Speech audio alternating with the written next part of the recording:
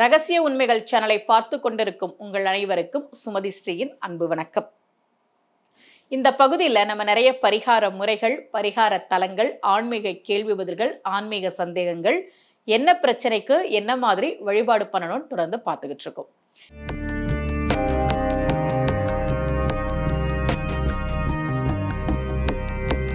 என்கிட்ட ஜாதகம் பார்க்க வர பெண்கள்ல நிறைய பேர் சொல்றது திருமண வாழ்க்கையில அவங்க எந்த அளவுக்கு கஷ்டப்பட்டுட்டு இருக்கிறாங்க.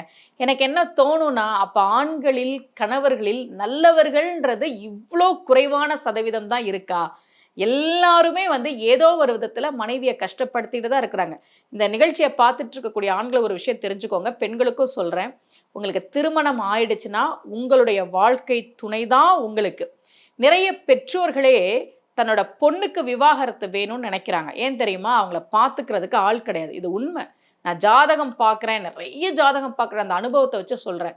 நீ அந்த பையனை விட்டுட்டு வந்துரு, அந்த மாப்பிள்ளையெல்லாம் உனக்கு வேணாம் அப்படின்னு ஏன் சொல்கிறாங்கன்னா, இவங்கள பார்த்துக்கிறதுக்கு ஒரு ஆள் வேணும். அது ஆண் பிள்ளைகளுக்கும் சேர்த்து தான் சொல்கிறேன்.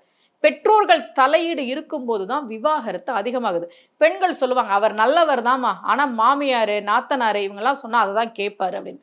ஒருவேளை உங்களுக்கு திருமண வாழ்க்கை சரியில்லாமல் இருந்தால், நான் எப்போவுமே சொல்லுவேன், ரொம்ப கொடுமையெல்லாம் அனுபவிச்சுட்டுலாம் நம்ம இருக்கணுன்றதெல்லாம் அவசியமே கிடையாது.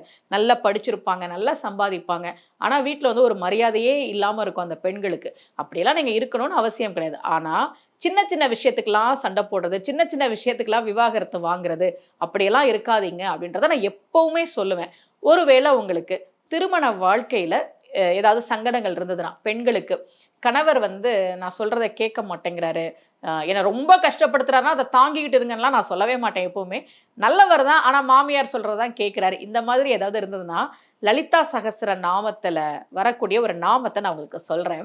அதை சொல்லி நீங்க அம்பாளை வழிபாடு பண்ணுங்க. நிச்சயமாக ஒரு மகிழ்ச்சியான திருமண வாழ்க்கையை நீங்க பார்ப்பீங்க. இப்போ ஒரு ஜாதகம் நீங்க பார்த்துட்டு இருக்கிறீங்க இல்லையா, இவங்களுக்கு புதன் புத்தி வருகிற போது திருமணம் பண்ணிட்டாங்க. அந்த ஜாதகத்தை நான் கணிக்கும் போது, அந்த புதன் புத்தி வரும்போது திருமணம் பண்ணியிருக்க கூடாது இந்த ஜாதகப்படி.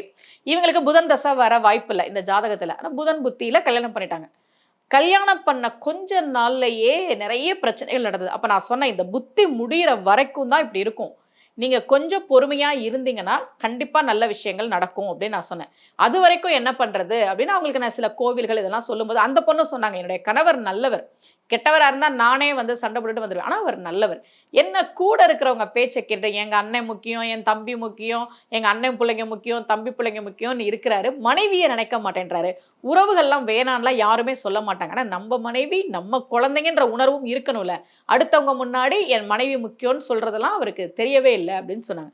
அப்போ நான் அவங்களுக்கு சொன்னது, லலிதா சகஸ்ர நாமத்தில் வரக்கூடிய இந்த நாமம் நீங்களுமே கூட பெண்கள் நல்ல திருமண வரம் அமைகிறதுக்கும், அம்மா நாங்கள் நிறைய வரன் பார்த்துக்கிட்டே இருக்கிறோம், எதுவுமே அமையலை அப்படின்றவங்க நல்ல திருமண வாழ்க்கை அமைவதற்கும், ஏற்கனவே திருமணமான பெண்கள் அந்த திருமண வாழ்க்கை மகிழ்ச்சியாக இருப்பதற்கும் இந்த நாமத்தை ஒவ்வொரு நாளும் சொல்லுங்க. காலையில் சொல்லணுமா, மதியானம் சொல்லணுமா, சாயந்தரம் சொல்லணுமா, அதெல்லாம் உங்கள் வசதியை பொறுத்தது. தினமும் ஒரு சில முறைகளாவது இதை சொல்லி நீங்கள் அம்பாளை மனதில் தியானம் செய்து வழிபாடு செய்யுங்கள். ஓம் சுவாதீன வல்லபாயை நமக. ஓம் சுவாதீன வல்லபாயை நமக. இதுக்கு என்ன தெரியுமா அர்த்தம்?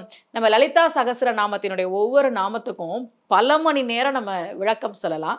நான் உங்களுக்கு சுருக்கமாக சொல்கிறேன். சிவபெருமான் யாரு? மிகப்பெரிய பராக்கிரமத்தை உடைய தெய்வம் இல்லையா? அவனுடைய மனைவி இந்த பார்வதி. இவள் தன்னுடைய கணவனை தன்னுடைய பிடியில் வைத்திருக்கிறாளாம். அவர் பெரிய ஆள்தாமா.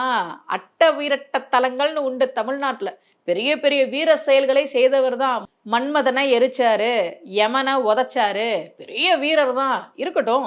ஆனாலும் அப்பேற்பட்ட கடவுளையே தன்னுடைய கைப்பிடியில் வைத்திருக்கக்கூடியவள் அல்லவா நீ. ஓம் சுவாதீன வல்லபாயை நமக என்று சொல்லி அம்பாளை வழிபாடு செய்கிற போது நிச்சயமாக மகிழ்ச்சியான மன வாழ்க்கை அமையும். இதே போல மீண்டும் ஒரு பரிகார முறையோடு உங்கள் அனைவரையும் சந்திக்கிறேன். அனைவருக்கும் அன்புடன் சுமதி ஸ்ரீ.